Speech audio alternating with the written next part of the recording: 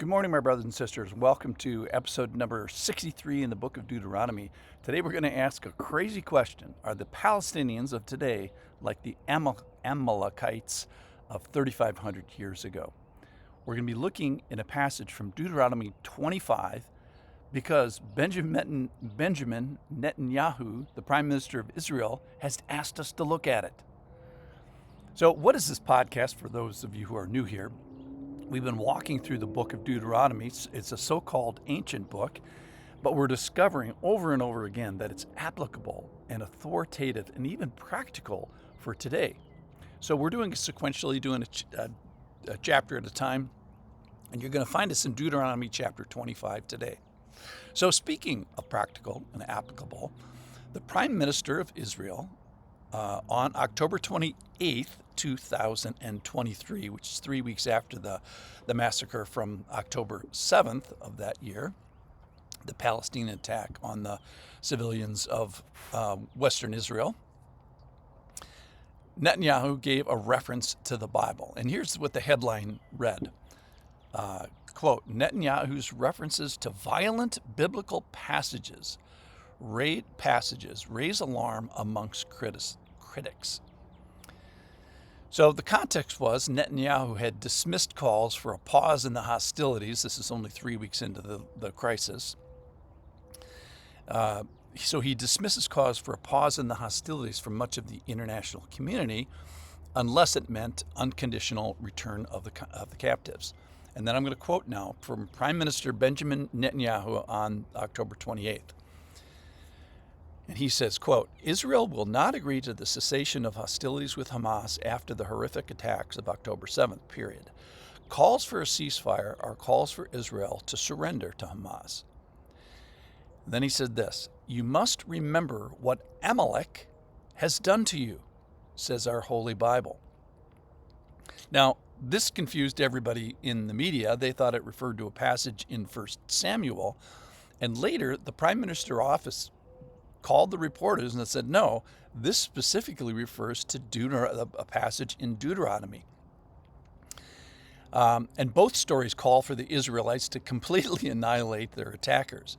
So in the book of Deuteronomy, now Benjamin Netanyahu's office is calling the reporters, and he's quoting this text from Deuteronomy chapter 25, which reads, blot out the memory of Amalek from under heaven. So this article was all confused, and it said, how should the world interpret this quote from the Prime Minister and this allusion to the Hebrew Bible when discussing their country's war with Hamas?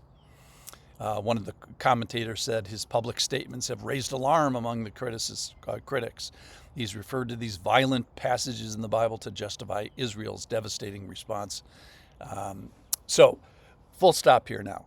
You mean to tell me that a significant world leader is quoting the Bible and the very chapter that we are on as a justification for a military and cultural response to Hamas? And specifically, Netanyahu is quoting Deuteronomy chapter 25 to give understanding, perhaps to justify the extent of the response that's happening as we speak here today. So, to his credit, this is about 600 days later, as I sit here today, and that quote from 600 days ago still gives understanding of what is happening in the news headlines today. So let me read the actual quote from Deuteronomy chapter 17. That says, this is Moses now, remember what Amalek did to you on the way out.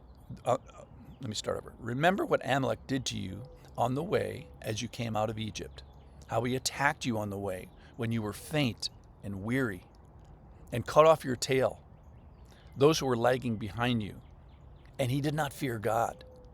Therefore, when the Lord your God has given you rest from all your enemies around you in the land that the Lord your God is giving you for an inheritance to possess, you shall blot out the memory of Amalek from under heaven.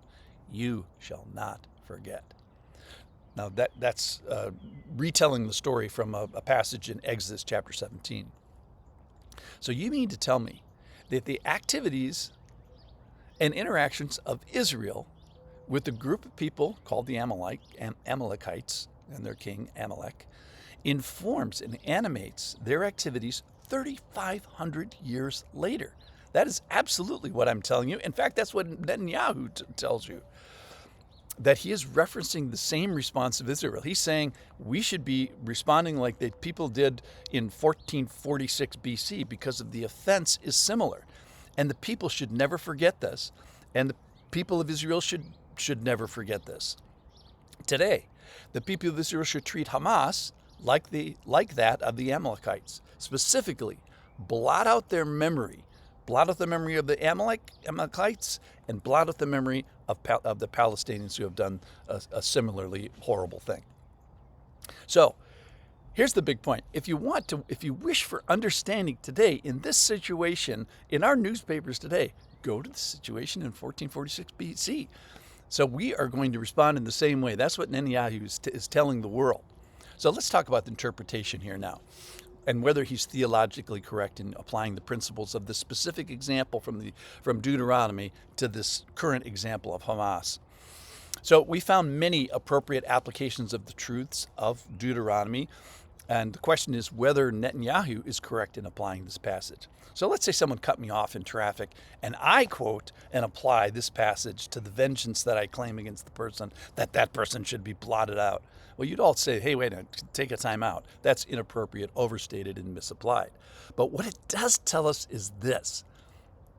Today, know your Bible, know your history.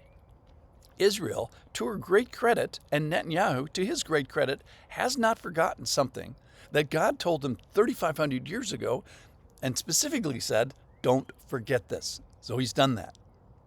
All right, so here's our major point for today. Deuteronomy is applicable. It's practical. You have to understand Deuteronomy to understand our world today. You have to understand Deuteronomy to understand Israel today. You must understand it. To understand our world, you've got to understand Deuteronomy. With that in mind, I'll see you tomorrow.